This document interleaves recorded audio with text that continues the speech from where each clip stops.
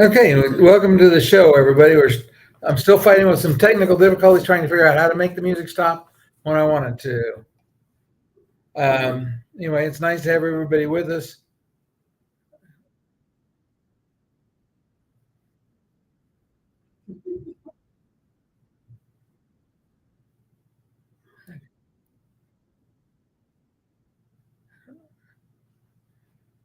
Give me a minute.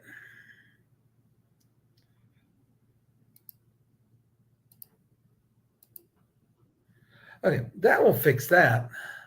I'll just mute mine, and then everything is fine. Anyway, so let me know in the comments where you're joining us from.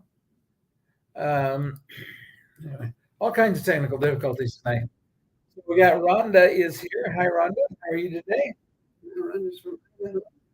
And this, in case you didn't know, he's Ken. And she's Cheryl. And we're in Italy today. We're in Rome today. So getting ready to fly home tomorrow. But for me, it'll be a short stay. Cheryl gets to stay home for a little over a week. Anyway, so we're going to talk this week about some of the places we visited. Things here. First of all, do me a favor, put comments and questions in the chat. And comments can include where are you watching from. I always like to know where our watchers are from, and if they're having on a nice trip, they can let us know where they are. If they're like, and so the first port we visited after, because we talked to everybody last week about Barcelona, first point where we visited since then was Marseille. And before we talk about Marseille, there's one thing that I have learned from this trip. January is not a great time to visit this part of the world. Well, it depends, because if you don't like crowds, I mean, especially for people who are afraid of COVID, we have really not been very many people at all. It's been a few nights. There's tour companies available. They have room. If you want the tours and you're going to be in a nice warm vehicle, that's great. I mean, there are things pluses here. If you want to do a lot of shopping, you want to have a lot of competition, this is a great time to come. But if you want to go sightseeing, it's not so good because it rained on us in Marseille. It rained on us one day in Nice. It rained on us in Livorno. And it rained on us today as we were trying to go see the Colosseum and some of the sites. Yesterday. And hi, Marianne, to have you with us tonight. So we'll go back to, let's talk about Marseille a little bit.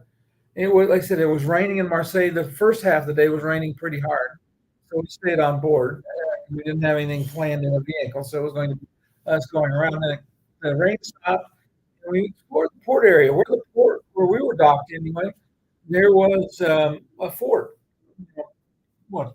Less than a quarter of a mile right there. Yeah, like a long block maybe.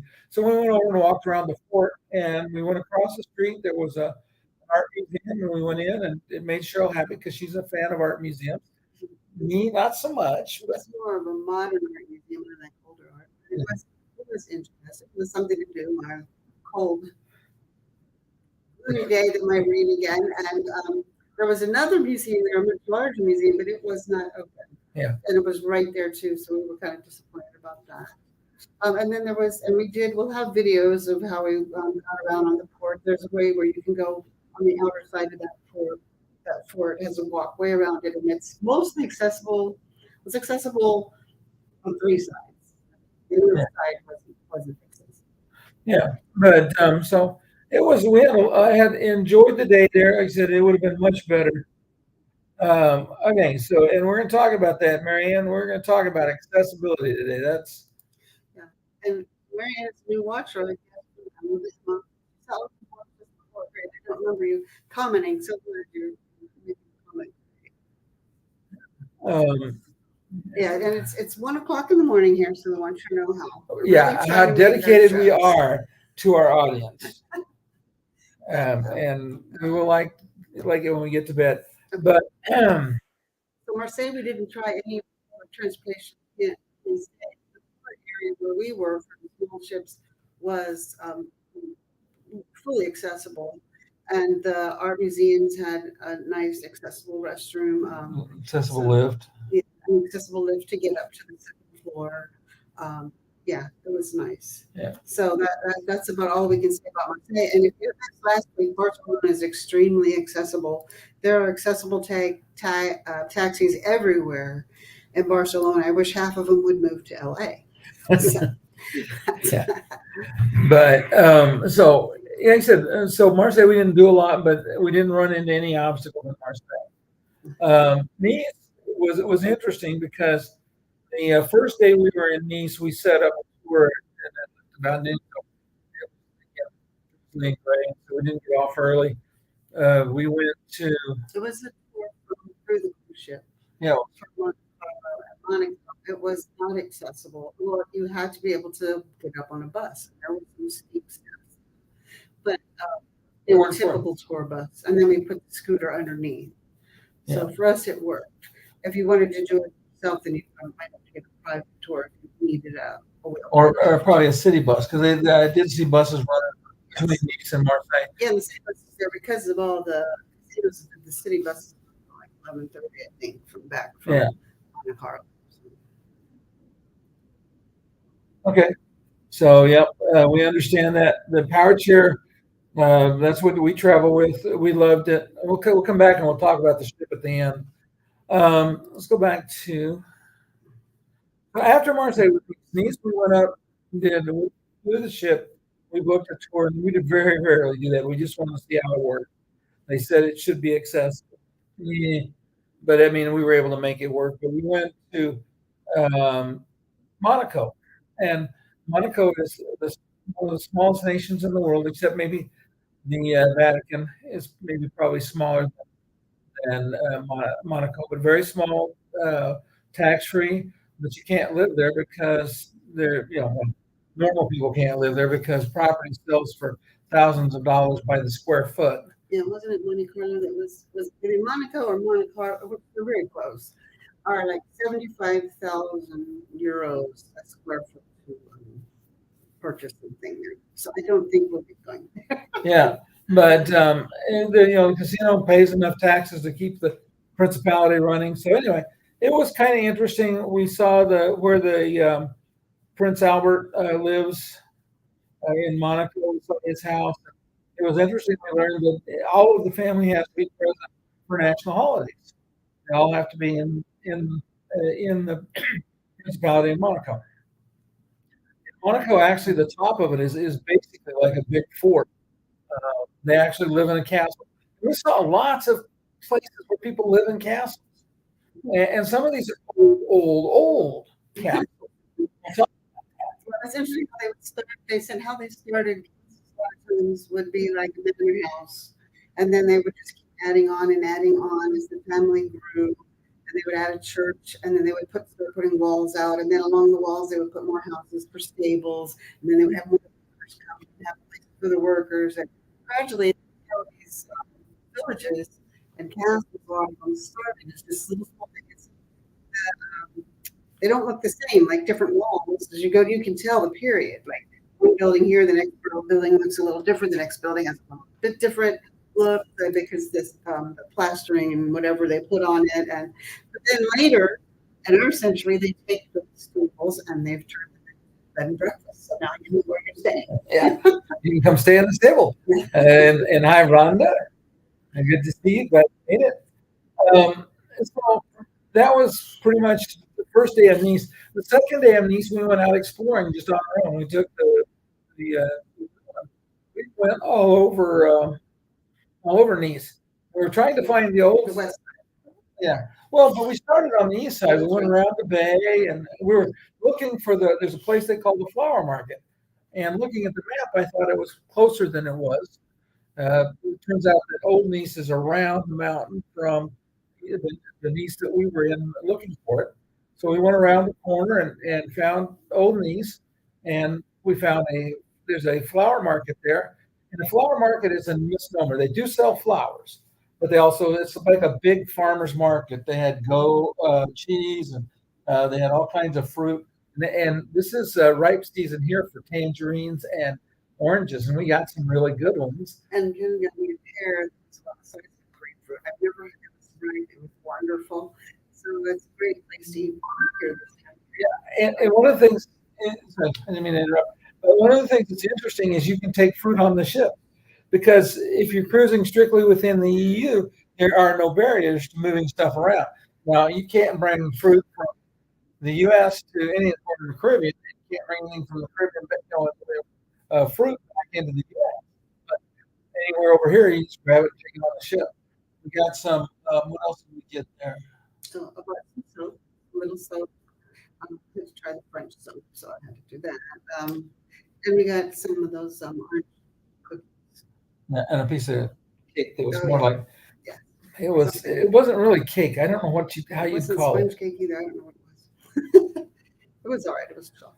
Yeah, it was chocolate, but there was like 95% sugar.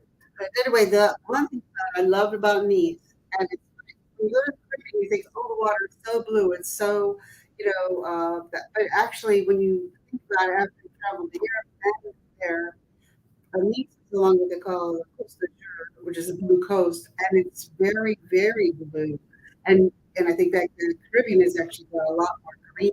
The blue was absolutely amazing. Now, when we got down toward Rome, I don't know if it was the clouds or whatever, the water was more green. But I think Livorno was blue. Yeah. And it was just beautiful blue, and it was actually even though it was chilly. Laying out in the sun everywhere along the beach. The beach in Nice is not sand like we would normally think of a beach.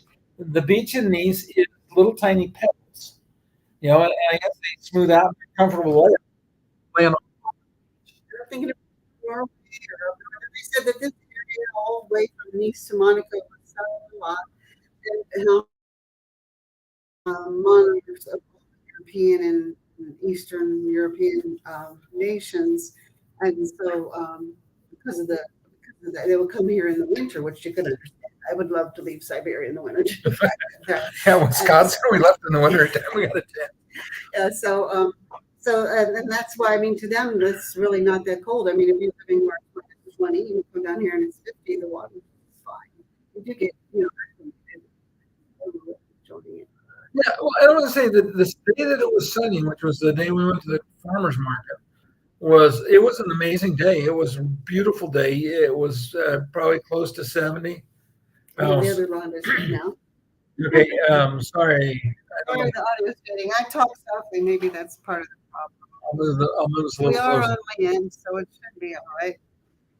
But so anyway, so we really enjoyed Nice. I'd like to go back.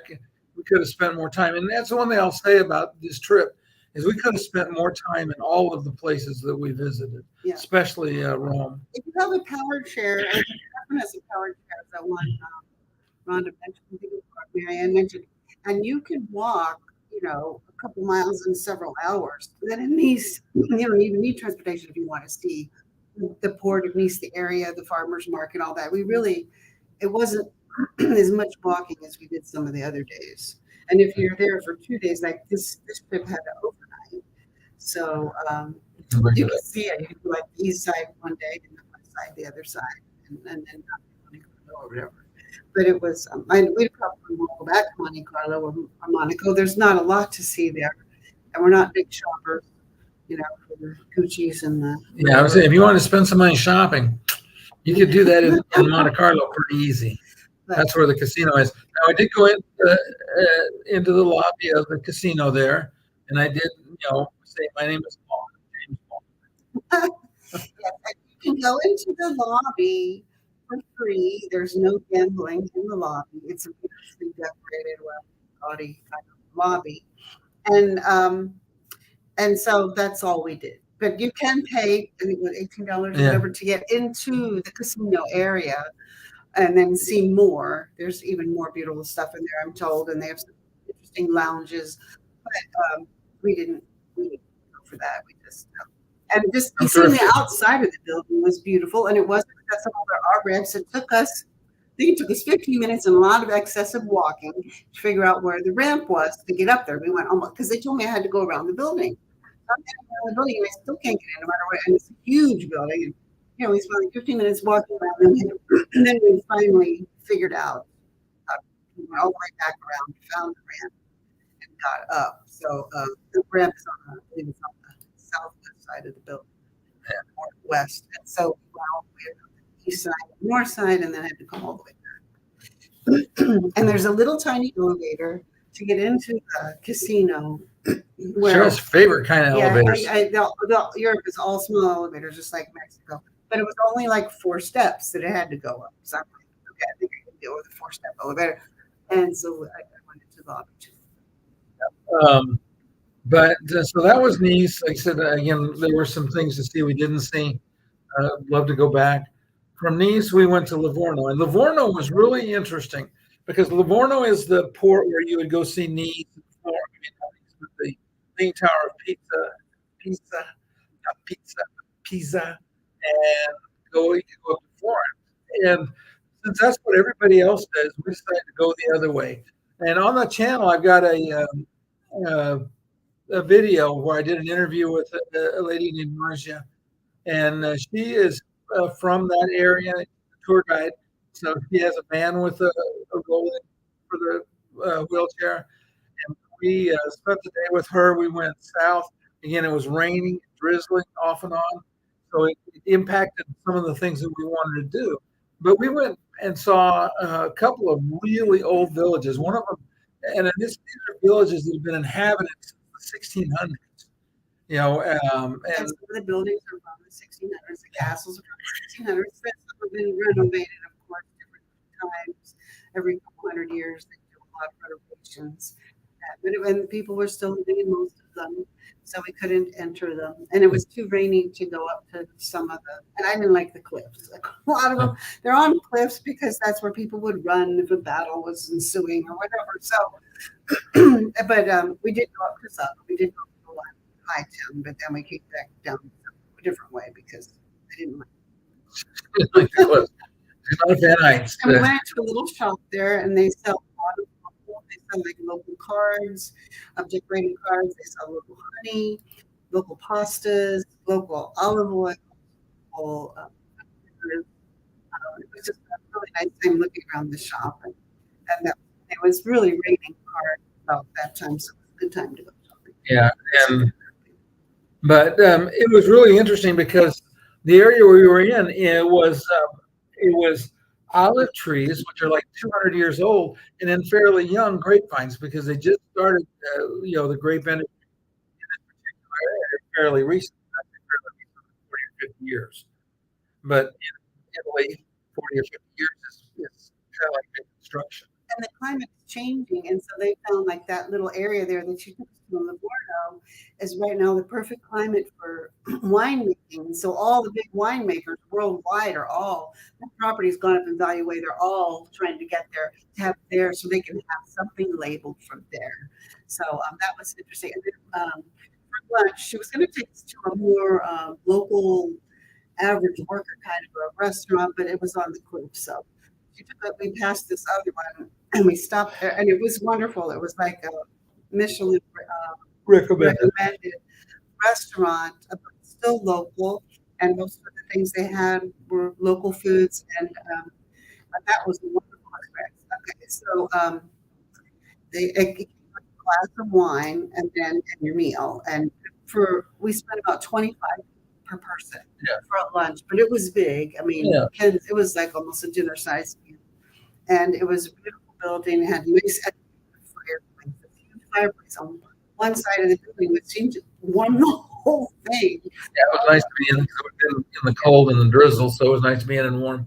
It was interesting. One of the things we learned about olive oil, because we think of olive oil like we see it here, but they had olive oil on the table, and we were going to use it with the bread. And she talked to the owner, and he brought us some fresh olive oil. And it's not all pretty and clean and clear, but it was really had a nice flavor. It was very, very mild and smooth like butter. Yeah, it was really amazing, and it didn't have the label on it yet, so it wasn't supposed to put on the labels and stuff to that. And so pictures of that bottle. But it was very good. And Ken had a stew that was like a typical stew that the families would make there. And it was really good. And and then the restaurant and that restaurant. Well, we'll put it up. We'll post about it later. But they have a very beautiful, accessible restroom area. Big restroom, nice. It was so it's, you can find accessibility in Livorno. She and others. There's other tour guides there have the accessible, the ramp or the lift. But one thing we learned is that in Italy, the larger the bus, the more restricted where they can go, and the higher taxes they pay. So this is one reason why the big buses are expensive trips. And a lot of she says so many. She's traveled, lived in Canada. She lived in New York, and she lived in Britain. And so she said, but a lot of tourists will come to Italy and they'll go to Pisa, and they go, there's nothing to see in Pisa but the tower in like 100 or 200 blocks. That's because if you ask the drivers, they can't go anywhere else. The streets in Italy, so many of them are very small. The big buses can only go to very few places.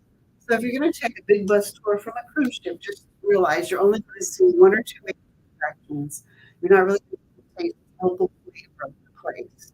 So that's one reason you need to get a smaller tour. Friends or share a tour on the car and go out and do what you really want to see and get to know. Yeah, it was interesting because the first Borgi was the name of the first town we visited with Marja, and we had to park outside of town. We can drive into the town. Our delivery people, there's no parking, and little tiny narrow. In fact, it's really funny to have these little tiny alleys between some of the houses that are, I don't know if Girl Scooter would fit down there. They weren't very I big. know. Yeah, they were skinny, long and skinny. But the village kind of went up on a hill, and like I said, there was a big castle that came in through where the gate had been, and it was very cool. And we just walked around this little town and up and down and around. The second one we went to And the wheel did all of that. Yeah, fine. I had to watch for potholes here and there, but it was all right. Yeah, in fact, we're going to have to take the wheel back to the inn and probably we're going to borrow a Model F from Food Around. And so I think they're going to get the wheel to do like a tune-up, like 100,000-mile repair job on, because it's got some weird noises now. And you should have seen some of the cobblestones. Joe wouldn't drive on them. But when we were by the Coliseum today, they were like small boulders, they weren't cobblestones. They're about probably 12 to 20 inches across, and they'd sit like 1 or 2 inches up and down, and they weren't flat on the top, they were kind of round. So I thought we have to go all the way around it. So we went around the small cobblestones, which were like 4 by 4 inches, which was like. I did take a 30-second video today while we were trying to get to Trevi Fountain, and you'll see just how shaky it was. If you have a bad back that hurts when you bump, you cannot. You're going to have to stick to the main routes, where the big buses go probably. Yeah. But if you really want to get up close to the sites in Italy, like in Rome, you're going to have to be able to. Yeah, and then after Livorno, our next stop was Civitavecchia, which is the port for Rome. And the first day, again, we had really cruddy weather, so we stayed on board. I worked on video and did some stuff. Then this morning, we got off the ship, not as quick as we hoped, but fairly early in the morning, and we took the train from Civitavecchia into Rome, and it was I think cost us $28, $14 a piece to go into to the airport in Rome. They wanted $89 or $99 to transfer on a bus from there to the airport. So it was much cheaper. Now the bus might have been a little quicker, I don't know, but we found. There was a shuttle we paid a bus. We paid a few dollars just to get up. Oh yeah, we paid it. It was really probably only half a mile. We could have walked if it hadn't been a rainy day. Yeah, if it had been better weather, we weren't really trying to see something in Rome today. Could have probably walked to the train station. But it was nice, little bus right up there, and the woman in the ticket office, ticket office and pointed to a door. It was not the ticket office, but there's another wider area. And there was ramps. You can get in the building with ramps. And the woman spoke English pretty well, and we got our tickets easily enough. And then they have at all the train stations. No, this one, but the one here from had to, by the airport, you have to go down an elevator and across and back up an elevator to get to the right track. Oh, Civitavecchia. Okay, oh, that's right. And then when you got to and once you get to Rome, you didn't have to do that. Yeah, Rome terminal. It was, and at the airport, but a lot of the smaller rail stations, they'll have maybe 4 or 5 tracks, and they just have elevators up and down. You go underneath and go to whichever one you want to. But we found that the accessibility was good on the train. Now, they didn't have a thing that went way out. So what Joe would just get off and go in, and I'd lift the wheels up, and it was just like up like this much and about this far. If it had been a little closer, you could have driven across it, but just a little too wide to do that. So we just lifted the up and in. But it worked. Be able to step up in. Some of the heights were higher. I noticed some of them were a little wider, a little higher with my long legs because I'm actually losing my balance. It was a little more scarier today for me to get off, but it wasn't too bad. But it's not difficult. I mean, it just, I wish it was shorter. And in Rome, we used public transportation, and that's one thing I'll say is we've had great results with public transportation in all of Europe, as far as being able to get on the bus, being able to. Google Maps does really well on your phone as long as you have data. Google Fi, we had data, so you put in where you want to go and tell you what bus to get, and how to find the bus stop. Yeah, so it was good. We did that in both in Barcelona and in Rome. And we didn't use public transportation needs, but we used Google Maps for it. So today in Rome, we came in, we dumped our stuff at the hotel so that I didn't have to schlep around all the bags, and then we went back into Rome. And the first place we went to the Colosseum. And the Colosseum itself, once you get inside, is much more accessible than the entire area around it. In fact, to get to where the tickets are, I told him, I went across on the little cobblestones, quite a distance. And then there was those big cobblestones. And I said, I'm going to have to go back around and over and get to this other sidewalk that the ticket place was on. They do have ticket places in the building, but they're not using them. They're using them across the street, kind of across the way. And so I told Ken, just point to me, because if you're in a wheelchair, you can get it for free, and so can your companion. I said, just point to me and tell them I'm not going to cobblestone. And so they came out and looked, and I waved at them, and I waved back at me or whatever, and then Ken the tickets. And there's elevators in the Coliseum, and you can go to the second level, and there's a lot to see up there. And I don't know where I had read that there was a lot to see up there, because there's a museum up there, lots to read about and take pictures and look at. And if you look out, there's some lookouts over the center of the Coliseum, and some of them are better than others. So we really could have spent a couple of hours there. And there's also a very tiny shop on the way out. But we could have spent more time there, but we just pressed for time. Yeah, we kind of wanted to go to the Forum, but we didn't make that. We did go to Trevi Fountain. But I learned several things I didn't know, because they had, how modern stage is like on a cruise ship that has a real live performance, not where they're just moving props around. They have state that lifts up the actors and lets them down, and all this stuff. They had that in the Coliseum. They had mechanical lifts that would lift them up through the floor of the Coliseum to bring the gladiators up or bring the animals up. Stone weights. Yeah, and they had samples of them. It was kind of amazing. And I found out something else from a historical perspective that I didn't know is that a lot of the money that paid for the Colosseum came from when they destroyed Jerusalem. The loot that they took out of Jerusalem and took to Rome was a big part of what funded the Colosseum. And so it was kind of really an interesting place. Like I said, we saw probably a quarter of the museum they had upstairs. We did go out and look, and you can see down into where the underground was, because they don't have the floor there anymore. A long time ago rotted away, but they've been excavating, and in fact, that whole area around the Colosseum is full of excavations, and we were kind of in a hurry. And then we went to Trevi Fountain. And Trevi Fountain is a very easy walk. It's not. Yeah, if you've got two good legs. Well, okay. It was a very easy ride for Cheryl. No, it wasn't. The ride was very hard. Well, if you stick to the main roads, I think if we had a better map and we really stuck to and we knew which was the main roads, the main roads were smooth roads.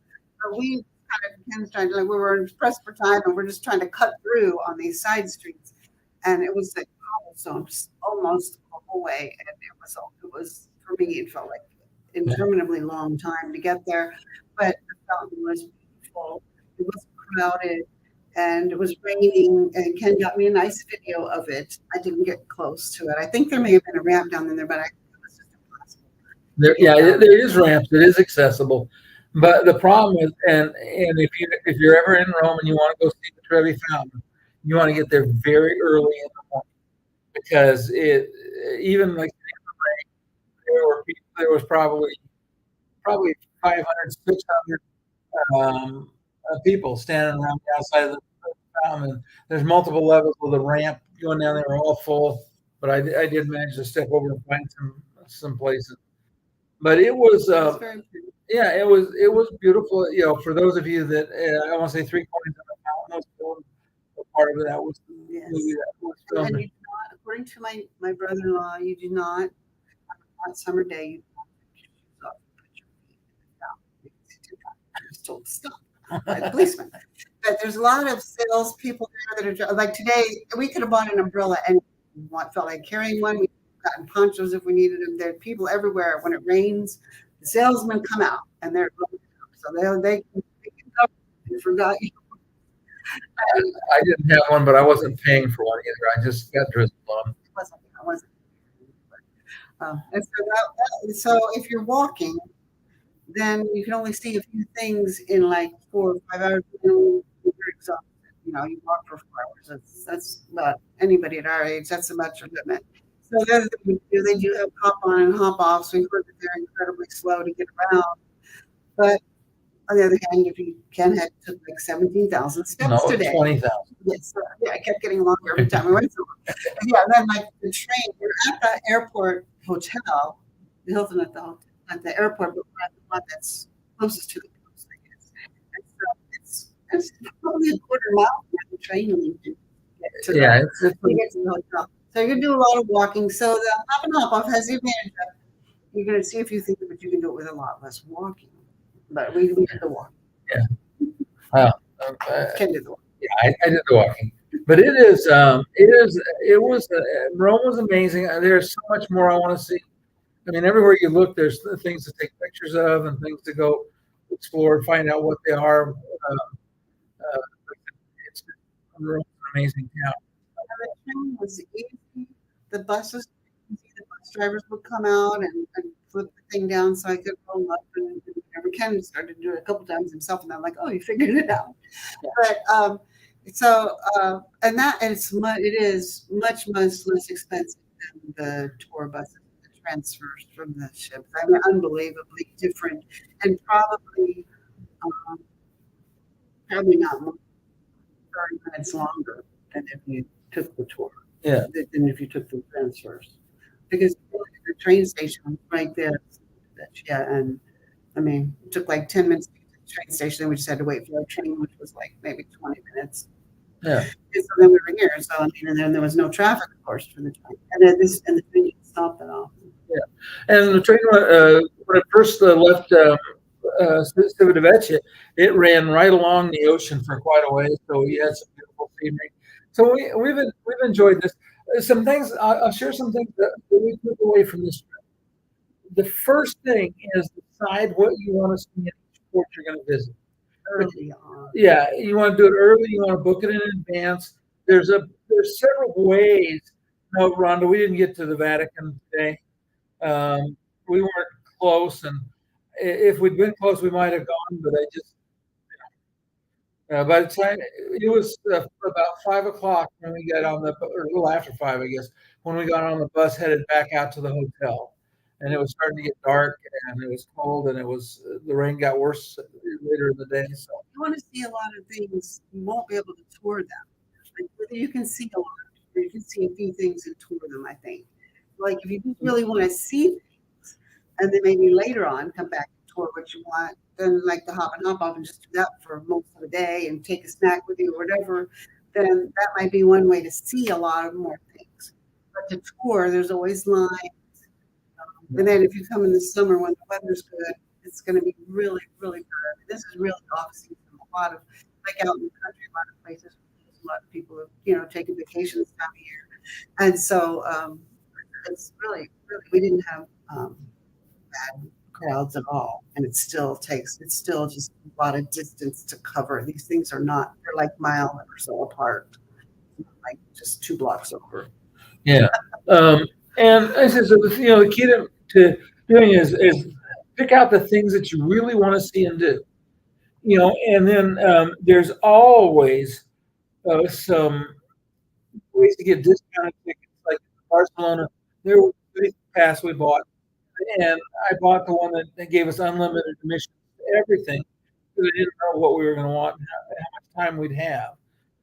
Again, because the weather was so cold and drizzly that we didn't spend as much time uh, doing stuff using our tickets as we could have.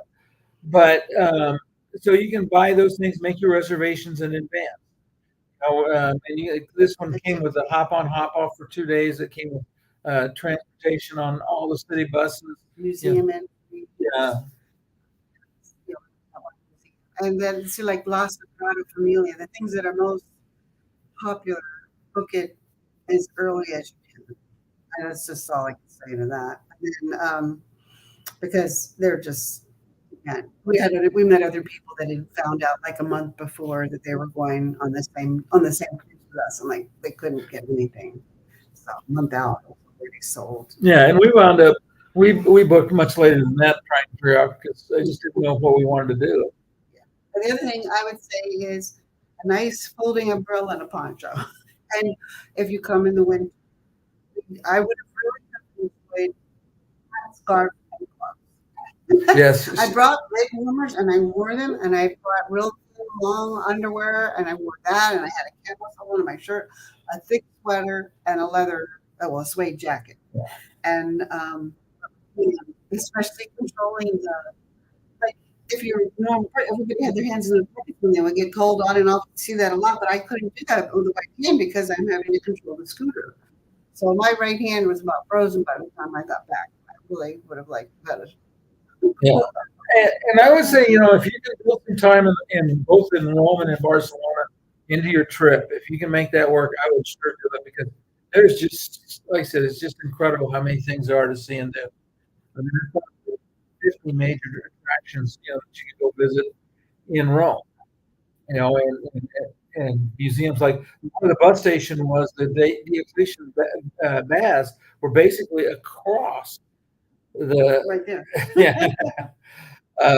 Across the street from the bus station. And by the time we got back, we didn't go there. We were like finding some food. We didn't eat. We basically didn't eat until about 5:30. We stopped and got some pizza. Yes, we rode in.